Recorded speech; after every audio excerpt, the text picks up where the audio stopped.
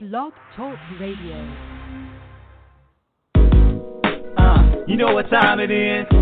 Time to hang out with Mr. Coop. With Mr. Cooper. With Mr. Cooper. With Mr. Cooper. Lady School. From Mr. Cooper. From Mr. Cooper. From Mr. Cooper. Mr. Coop. With Mr. Cooper. With Mr. Cooper. With Mr. Cooper. Lady School. From Mr. Cooper. From Mr. Cooper.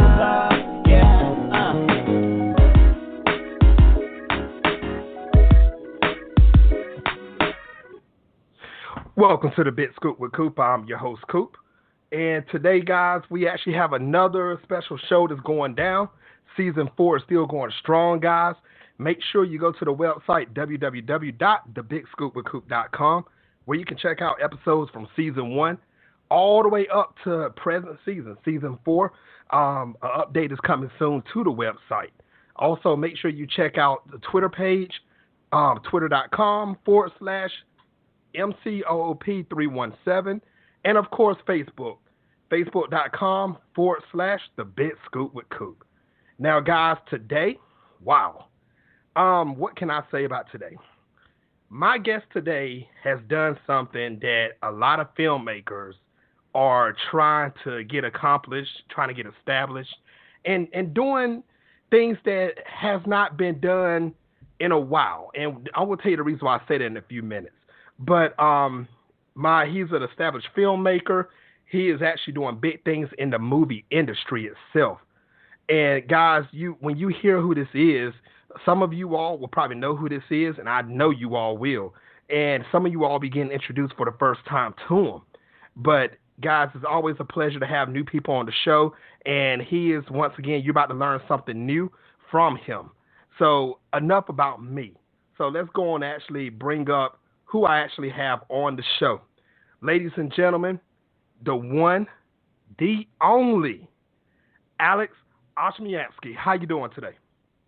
Oh, I'm doing great, Coop. Thanks so much for having me on the show. Yes, sir. Anytime. How's your day been so far? Oh, it's been great.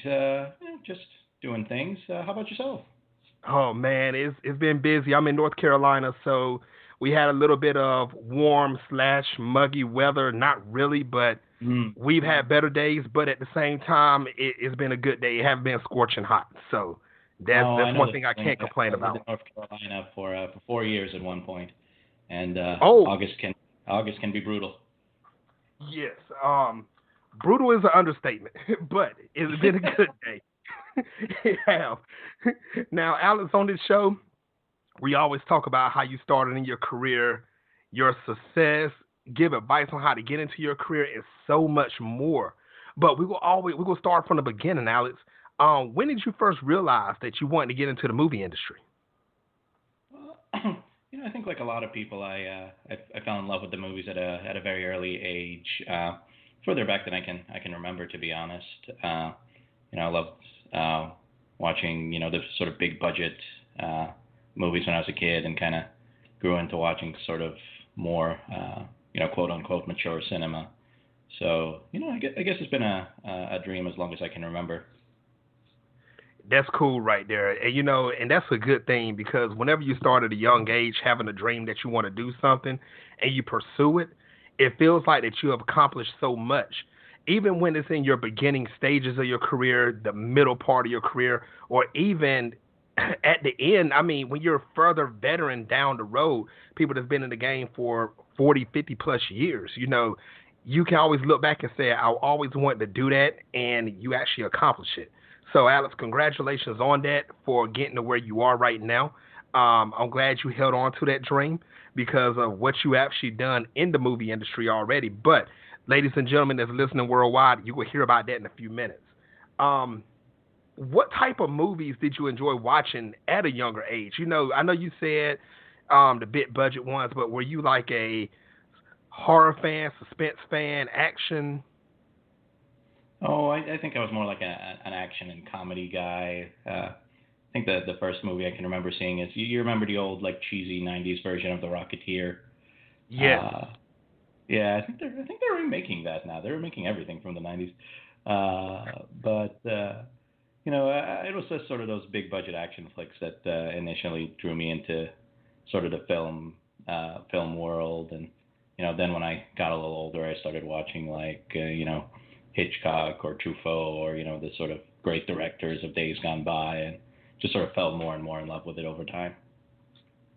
And you know what? The classics are always still good because, like, one of my personal favorite movies is and I know you know this movie also, is the Back to the Future trilogy. Part 1, Part 2. I like Part 3, but I mean, it kind of went kind of left field to a certain extent. Michael J. Fox, Christopher Lloyd, if you're listening, I apologize, but the movie was still good. The thing is with that, you can go back and watch classics, and you can see things that you didn't remember seeing when you was younger, or even at an older age, you'll go back like, wow, I don't remember seeing that in the background, or I don't remember this happening. So the classics are always good, Alex. And the Hitchcock ones, man, those I can actually sit there and watch, and even if I've seen the same one 2 or 3 times, there's something that will always stick out to me where I didn't recognize it before. And I'm wondering, am I the only one that's actually had that happen too? Just seeing something and then it pops up on your screen. Oh, no, not at all. And, it's kind of weird watching the classic movies, especially since, inevitably growing up, you see the modern films more, and then you go back and you're like, oh, that's where they came up with that idea. Because, the film world recycles ideas from the past, or, uses techniques of the masters of the past in modern film. So when you watch, like, Hitchcock's films, and you see them starting with a close-up and then zooming out and out and out until you really recognize where you are, and you're like, oh, that's where that technique came from. He came up with it. So it's really interesting to watch just like from a history point of view, because you're like, oh, I mean, we take all this stuff for granted, but at the time it was revolutionary. And that's true. That's very true. And I mean, that can go from movies to even television. I personally think that we will not see, well, I'm not going to say never, because in this industry I've learned never say never.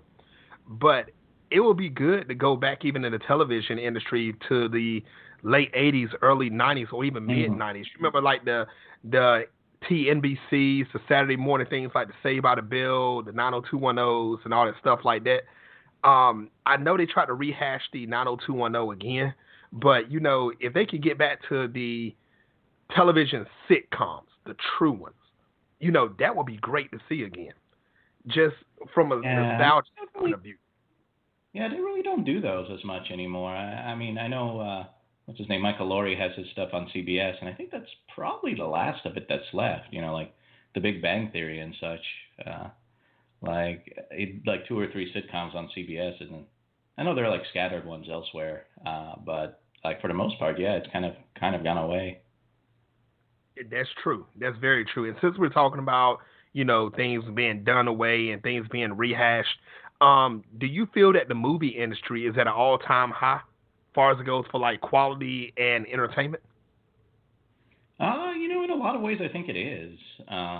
It's like everything kind of in the modern world, like it's gotten more like stratified, like more niche driven. And like, so, the stuff that's good is better than it's ever been, and the stuff that's bad is worse than it's ever been, kind of thing. And, whatever your particular interest is, like the stuff in that little niche is better than it's ever been before. You just gotta kind of find it. For me, like the kind of stuff I like I think the best stuff's actually kind of on TV now. I know that's cliche to say, but like it's really true. Like stuff, series like House of Cards or Breaking Bad, like they were just amazing. So if you're into that sort of like prestige fare, like there's more of that than there's ever been. If you're into like the big Hollywood blockbusters, sort of less story driven, but more just like taking you on a ride type of stuff, that's more amazing than it's ever been before. So yeah, in a sense, I think it is. And I agree with you on that, Alex. I do, and I like those type of shows. Because like I said, the sitcoms was my teenage career high, and I used to love watching those type of shows. Now, people that's listening worldwide right now, ladies and gentlemen, I'm not knocking the reality shows. I'm not doing that. I know a lot of people like that, but it's getting so real that it shows it fakeness sometimes. It does, and I'm more of the sitcom where you can hear the crowd laughing in the background, or even if the crowd is not there, the fun shows. I do miss those. I really do. Movie wise, I'm the same way. I'm glad they're rehashing some of the classics, though, Alex. I am. But there are some classics that need to be left alone. It don't need to be rehashed. Yeah, I hear you. Yeah. Yeah, I'm not going to name any names on that one, but you know, I feel that at the same time that the movie industry is at a high, and because like what you're doing, Alex. Now, and I'm going, and everybody that's listening, I'm gonna tell you what he's doing in a minute, but like what Alex is doing, ladies and gentlemen, and a lot of other people are doing, they're actually taking the movie level to the next level, or the movie industry to the next level. And you got to keep on watching Alex, everybody. Make sure you follow this guy. He's doing big things, and he's going to continue to do bigger things. He really is. So let's get into it, Alex. What you've done. Can you tell everybody about, the film Career Opportunities in Organized Crime? First, thanks for the kind words. It's very nice of you to say. But yeah, no. So my film, which is coming out this next month, is called Career Opportunities in Organized Crime. It is a mockumentary type film about the Russian mafia. The sort of plot of the film is that these Russian mobsters are having a difficult time. So they decide to try to get new people to join the mafia by making a recruitment film. And the movie's kind of a film within a film as they're making the recruitment video. And the part of it that's gotten a lot of attention is that we, while we were filming the film, we simultaneously shot it with 360-degree virtual reality cameras. So essentially cameras that see every part of the room where the action is taking place.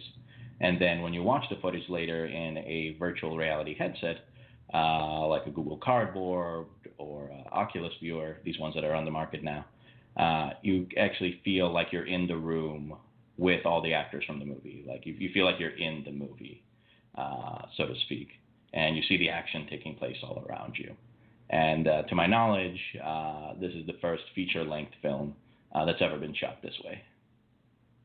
And I can't think of another film that's been shot that way also.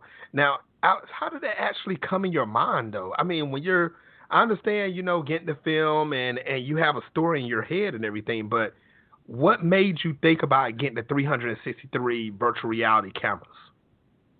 Well, I've always been into technology and, sort of new toys, so to speak. And, I just thought there was a lot of potential in this area for making the film experience more immersive. So, part of my background is I'm actually a doctor as well, and I'm a radiologist. And one of the people that reads X-rays, CT scans, MRIs, and such. And, as part of that, I've done neuroimaging in the past, reading brains, MRIs. And there are these studies that show using functional MRIs, sort of MRIs that read your brain while you're looking at various things, that when you watch a movie, you enter sort of a different brain state. So, when you're like gathered around a campfire watching a film, and then, somebody next to you pulls out a cell phone and it kind of like knocks you out of the moment. Like It's actually kicking out of this kind of brain state where you're sort of immersed in the story. And, it's conjectured that that's kind of from, our caveman days where we learned life skills from listening to people tell stories. So we've sort of evolved with this sense that storytelling is really important. And, when the chieftain's telling you how to like hunt wildebeest or whatever we did back in caveman times, we sort of entered this sort of trance-like state where we were with him and felt like we were with him when he was hunting the wildebeest to help us learn how to do that. And we still sort of get that today when we hear good stories, and not just when watching good movies, but even when just like reading a good book or hearing a good storyteller tell a story to us in person. And the more sort of immersed you feel in the story, the more intense the sensation. And I thought it'd be awesome to experiment with that with these new really immersive technologies that are coming out, and try to answer the question: will the sense of actually being inside of the movie heighten this sense of enjoyment of the film itself, of the story itself? And I believe mission accomplished. Seriously. You've done it. I can't wait for it to come out. I really can't. Because you've done something revolutionary where nobody else, if someone else have thought of that, they never dared to they didn't step foot into this level of pulling this off.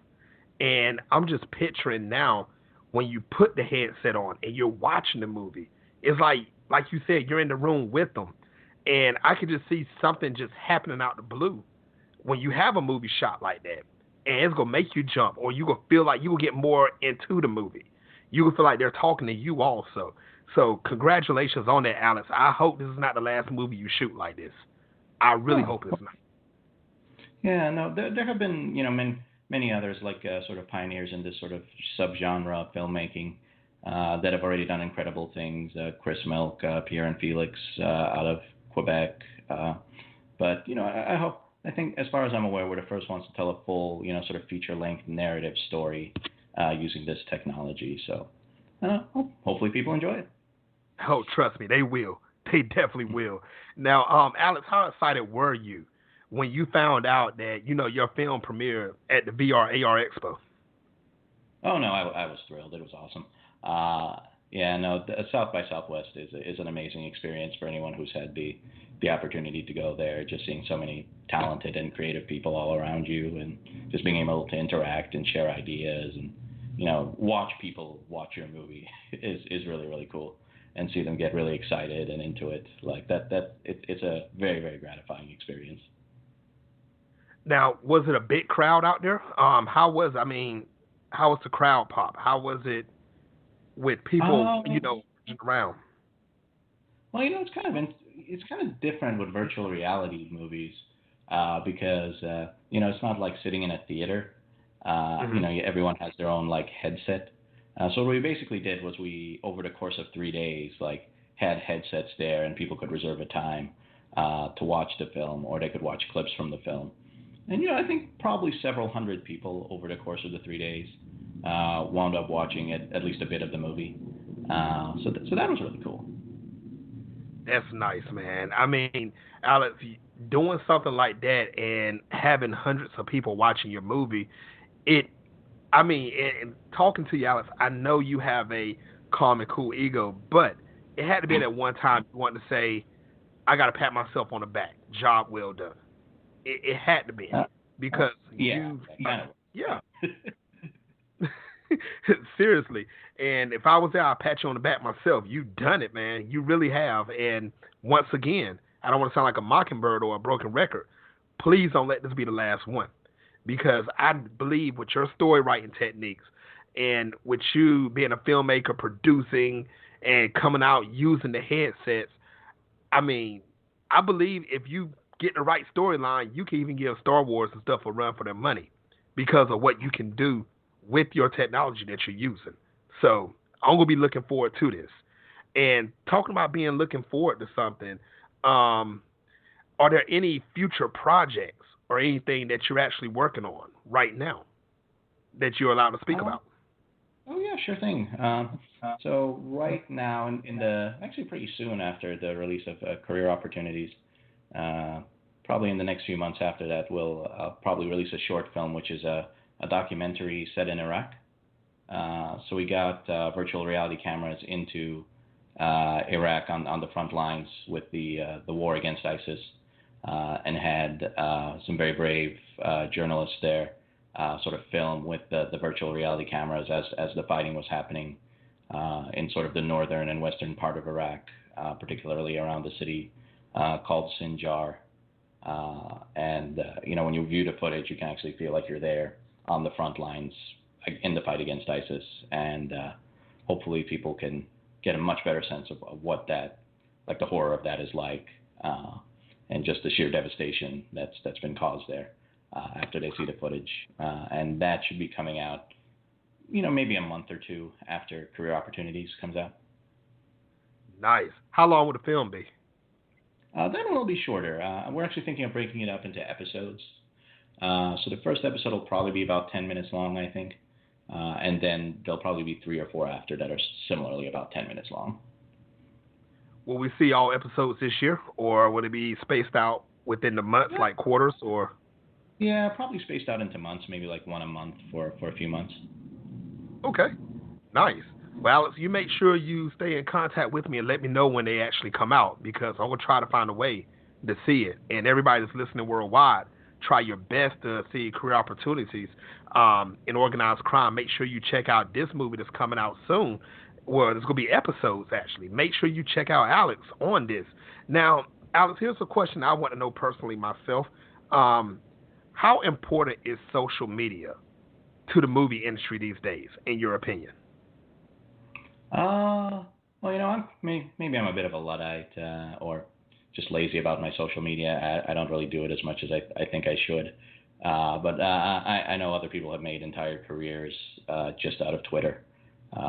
Donald Trump's running for president, I guess, based on his Twitter handle, or whatever that's worth. So I know it's enormously important. My own Twitter, I don't think I've tweeted in months, but I probably should be, given the importance. My personal Twitter handle, in case anyone wants to see me tweet once every 4 months, is at ALEXOSH, Alex Osh. But we do have a Facebook page where we keep everyone updated on our progress, and that's facebook.com/Mafia Careers. If anyone wants to follow us there, and that one's updated much more regularly. Everybody, ladies and gentlemen, make sure you go to the Facebook page, follow it, like it. Make sure you keep up with this, because, like I said, Alex is doing big things. You want to keep up with this guy's career, and it's bigger things coming. So make sure you do it. And like Alex said, if you want to see him tweet once every 4 months, jump on his Twitter. Right. Do it. Trust me. If he does it if he says once every 4 months, it's going to be something big that's going to drop. So make sure you follow him everywhere you can on social media. Make sure you try your best to find all his projects that he's doing, from his movies to everything else, because, like I said, he's got a great career ahead of him, and he's not a rookie in this game. So he knows what he's doing. So make sure you follow him on social media, guys. Now, Alex, what is your ultimate goal in the movie industry? Honestly, I think it's just to keep making movies, as long as people will let me. I really just enjoy every aspect of the process of doing it, and getting your sort of own ideas out there. So, if I can keep making movies, that would be phenomenal. Okay, nice. Now, if you could pick one actor and one actress to star in your next movie, it doesn't matter who it is, past, present, or a future actor or actress that you know about that hasn't, had their shine yet, who would it be and why? In any type of movie, they gave you an unlimited budget. Oh, wow, that's a good question. That is a good question. I think current actor. I was watching just The Prestige, the Christopher Nolan movie, a couple days ago, and Christian Bale, I don't think he gets enough credit as being a really, really good actor. If I have to pick a modern day actor to work with, I think it'd be him. And who doesn't have a crush on Jennifer Lawrence? But actors from times gone by. Wow, there's so many greats. Probably Marlon Brando. Back before he was reportedly really hard to work with. Back when he was in his prime. Right. And maybe Marilyn Monroe. I mean, also another person who really didn't get enough credit for being talented as she was in her era. And and since you mentioned Marilyn Monroe, do you think that if social media was back then, do you think that it would? Yeah. Do you believe that she would have been boosted up? I might be out of the ordinary saying this, but at least 100 levels higher than what she was already. No, that's an interesting insight, actually. If she was able to control her own career instead of being reliant on others. Right. Yeah, probably actually. I think she probably would have done really well with that. Like, look at the Kardashians. I mean, they just sort of hang out, and look at where their career has gone. Uh, That's yeah, true. so yeah, probably. That's the one really nice thing about, I think, sort of living in this era of filmmaking is that you're not as reliant on big studios and massive amounts of money to get a film made. Like with a very very low budget, you can just go out, get a camera, and start making film, and no one can stop you. Uh, Versus back even 20 years ago, 10 years ago maybe, before the digital revolution in cameras really happened. Like you really couldn't without millions of dollars of Hollywood financing. So in some sense, it's a better time to be a filmmaker now than it's ever been in the past. And that's true. I mean, did you ever think that this day would come, Alex, where people can just pull out their iPhone and shoot a movie off of their phone? I mean, Yeah, and not just shoot a movie on their iPhone, but like shoot a really successful movie right. on their iPhone. What was it? The Tangerine? I hope Yeah. I'm not getting Yeah. the title wrong, but yeah, like it won. It was the best picture at Sundance a year and a half ago. Shot completely on an iPhone, and I mean those guys had a pretty solid career already actually in the film industry, but yeah, you can literally just pull out your iPhone, start shooting, and make a good movie. Um, so there's really nothing stopping anyone. Right. And ladies and gentlemen that's listening worldwide, if you want to get into the movie industry, I mean, the only thing that's stopping you is yourself now these days. So, I mean, guys, if you have an iPhone, try it. If you have a camera, try it. See what happens. I mean, if you don't try, you never know what's going to happen. So, I mean, if you had the technology, and I believe, and I'm sorry, Android users, if 70 to 90% of the people are using iPhones now. That's in the industry. I'm talking about the movie industry, not worldwide or whatever. I'm not sure what the percentage is on that. But you can pull out that and just film somebody walking down the street. And I'm not telling nobody to do that. Do not become a stalker. But I'm just saying that could happen. You can film anything. You can film paint drying. Not saying it'll be a successful movie, but it'll look good though, on an iPhone. So guys, just try it and see what happens. If you don't try, you're not going to succeed because you didn't put the attempt to it. Now, talking about succeeding and everything, Alex, what advice would you give any male or female that wants to come into the movie industry as an actor or a producer or a filmmaker? Oh, good question. So I think with the availability of anyone to sort of make movies now, what goes along with that is there's so much more content out there that it's really really important to have an idea or a new original idea that kind of makes your own work stand out. I don't want to say like just pull out, just be really gimmicky, but try to have something innovative in there that makes your own work stand out from everybody else's.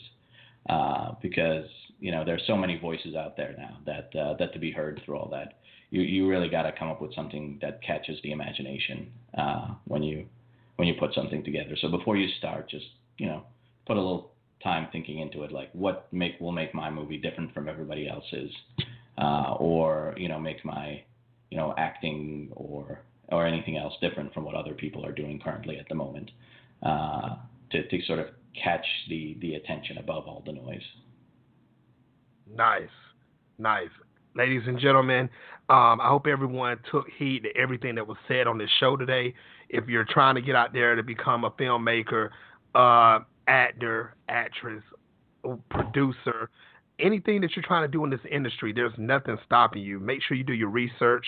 Make sure you have the right technology. If you have the skills, show it. Trust me, it's going to get you somewhere. Look what Alex did once again.